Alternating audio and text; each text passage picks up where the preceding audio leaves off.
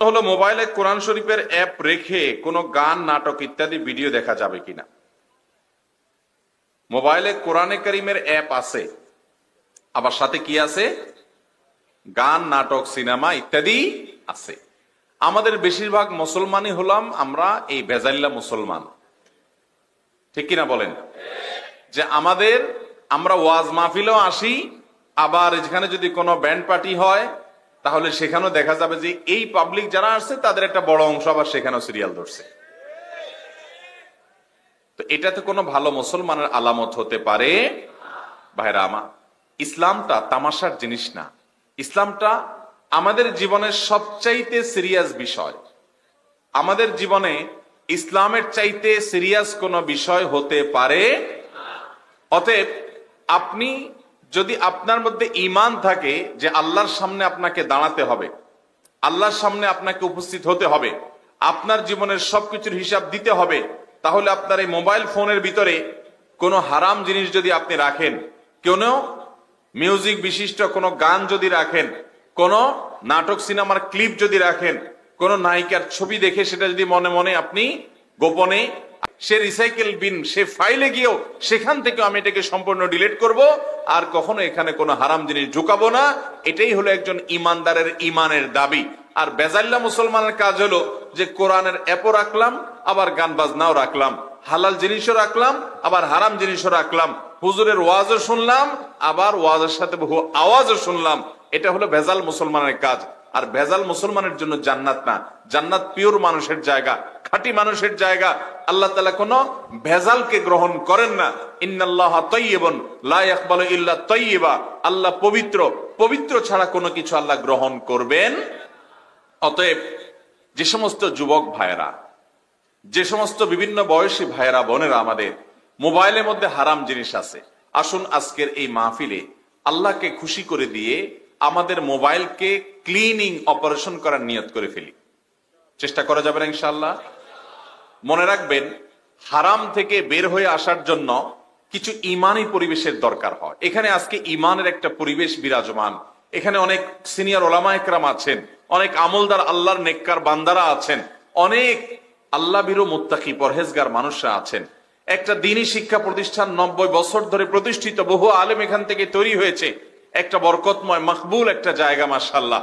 এই মাকবুল জায়গাতে একটা দ্বীনি মাহফিলে আমরা ইমানের দাবি, ইমানের জজবা আমাদের ভিতরে জাগ্রত হওয়ার ফলে আসুন মনে মনে আমরা নিয়ত করে ফেলি, আমাদের সবার মোবাইল ফোনগুলোকে আমরা হারাম মুক্ত করবো ইনশাআল্লাহ। ঠিক আছে তো ইনশাআল্লাহ? আল্লাহ তাআলা আমাদের সবাইকে তৌফিক দান করুন। ইমানের জোর যখন আসে তখন নিয়ত করে ফেলতে হয়, আল্লাহকে খুশি করে দিতে হয়। শয়তান এসে ফুসলাবে, না না এত সকাল গলে গেলে হবে না, আমি ওয়াজও শুনবো, ওইগুলাও দেখবো। এ হলো শয়তানের ফুসলানো, শয়তানের কুবুদ্ধি। আল্লাহ তাআলা শয়তানের শয়তানি থেকে আমাদেরকে হেফাজত থাকার তৌফিক দান করুন। যারা এই কাজ করেন তারা অবশ্যই গুনাহের কাজ করেন। তারা একদিকে মোবাইলে কোরআন শরীফ রাখেন, কোরআন তেলাওয়াত করেন, আবার আরেকদিকে মোবাইলে হারাম জিনিস রাখেন। বিষয়টা হলো একই সঙ্গে ঔষধও খাইলেন আবার বিষও খাইলেন, এরকম। বুঝেন নাই? ওষুধ খাইলে তো রোগ ভালো হয়ে যাবে, কিন্তু বিষে আপনি মরে যাবেন, তাহলে রোগ ভালো হয়ে লাভ হলো কি? ওষুধও খাইলেন সাথে বিষও খাইলেন, এটার কোনো মানে আছে? তাহলে আমরা হারামকে বর্জন করব ইনশাআল্লাহ। মনে রাখবেন, চোখের গুনাহ এটা হলো এই যুগে মহামারী পর্যায়ে, মহামারী যেটা থেকে মানুষ চাইলেও বেঁচে থাকতে পারতেছে না, চতুর্দিকে হয়ে যাচ্ছে। সেই যুবককে আমি বলি মেরুদণ্ড বিশিষ্ট যুবক, সেই যুবককে আমি বলি আসহাবে কাহাফের অনুসারী যুবক। সেই যুবক হলেন সত্যিকারের ইমানি বলে বলিয়ান যুবক, যে যুবকের নিজেকে নিজে কন্ট্রোল করার ক্ষমতা রাখে। আর যেই যুবক ডাইরেক্ট হয়ে গেছে, ঢিলা হয়ে গেছে, ঢিলা বুঝেন? ডাইরেক্ট বুঝেন? মানে যেখানে যেটা দেখে ওইটা দেখে কাইতে হয়ে যায়, বসা যায়, এটা হলো ঢিলা যুবক। এটা টাইট না, এটা ঢিলা। কোন একটা মেয়ে একটা হারাম অফার দিছে, সে ওখানে কাইতে হয়ে গেছে। কোন একটা মেয়ের সৌন্দর্য দেখছে, সে ওখানে পাগল হয়ে গেছে, যেদিকে দেখে সেদিকে যায়। এটা হলো ডাইরেক্ট হয়ে গেলে যা হয় আর কি, লুজ হলে যা হয় আর কি। আর মেরুদণ্ডওয়ালা যুবক বুঝেন? যে যুবক বলে না এটা আমার জন্য হারাম, আমি যাব না, আমি অপেক্ষা করব আমার বৈধ ভালোবাসা নিজের স্ত্রীকে নিবেদন করার জন্য। সে অপেক্ষা করে, হারামকে না করতে পারে, নিজেকে কন্ট্রোল করতে পারে, অন্যায় জায়গা থেকে সরাই আনতে পারে, হিম্মত করে মোবাইল থেকে খারাপ জিনিস ডিলিট করতে পারে।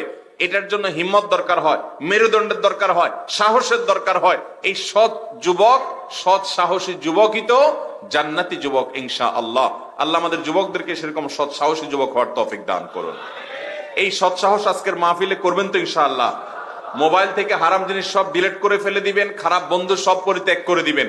এই যে একটা হার্ড ডিসিশন আপনি নিলেন, শক্ত সিদ্ধান্ত আপনি নিলেন, এই শক্ত সিদ্ধান্তটাই প্রমাণ করবে আপনি একজন সাহসী যুবক। সাহসী যুবক হওয়ার জন্য ইমানে বলের দরকার হয়। আল্লাহ আমাদেরকে সে বল অর্জন করার তৌফিক দান করুন। আমাদের যুবক ভাইরা জানে না তারা কাদের সন্তান। আপনি তো বেলাল, আম্মার, সোহেব, আপনি তো মুসআব ইবনে উমাইর, আব্দুল্লাহ ইবনে ওমর, আব্দুল্লাহ ইবনে আব্বাস রাদিয়াল্লাহু তাআলা আনহুম আজমাইন, এদের উত্তরসূরি। আপনি জানেন তাদের ইতিহাস, তাদের জীবনে কি ত্যাগ ছিল। এক মুসআব ইবনে উমাইরের ত্যাগের ইতিহাস আপনি জানেন। কত সম্ভ্রান্ত ফ্যামিলির এক একজন সন্তান শুধু আল্লাহর জন্য কত ত্যাগ করেছেন।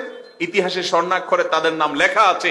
যে যুবক যৌবনের উচ্ছলতায় হারিয়ে যায়, যে যুবক যৌবনের উন্মাদনায় ডুবে যায়, যে যুবক শয়তানের প্ররোচনায় প্ররোচিত হয়ে যায়, যে যুবক ভুল পথে পা বাড়িয়ে দেয়, সে যুবক ইতিহাসের আস্থা করে নিক্ষিপ্ত হয়। আর যে যুবক আল্লাহর জন্য ত্যাগ করতে শিখে, হারামকে পরিত্যাগ করতে শিখে, মেরুদণ্ডকে সোজা করতে শিখে, অন্যায়কে না করতে শিখে, সৎভাবে জীবনযাপন করার সংকল্প করতে শিখে,